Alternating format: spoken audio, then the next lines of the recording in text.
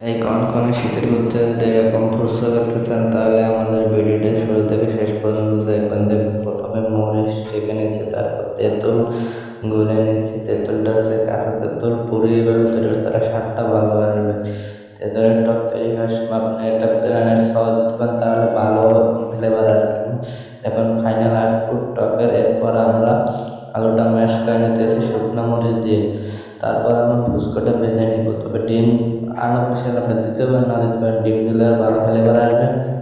ভেজে নেওয়ার পর আপনারা ডিমটি একটি জালি দিয়ে কুচিয়ে ডেকোরেশন করে সুন্দর করে সাজিয়ে নেবেন। এই যে কচকচে ভাজা টস টস ফুচকা, এগুলো শীতের দিনে খেতে অনেকই ভালো লাগে। এটা বাসায় তৈরি, তাই দেখবেন। এই যে ফাইনাল আউটপুট দেখেন, ফুচকার আউটপুটটা কেমন হয়েছে, ভালো লাগলে জানাবেন। তো আপনার একটা লাইক একটা শেয়ারের জন্য আমাদের পরবর্তী ভিডিও বানাতে সহায়তা করে। এই যে আমাদের শীতের ভিতরে টস টসা, তবে আপনাদের খেয়ে দেখাতে পারতেছি না, তো কেমন লাগলো ভিডিওটা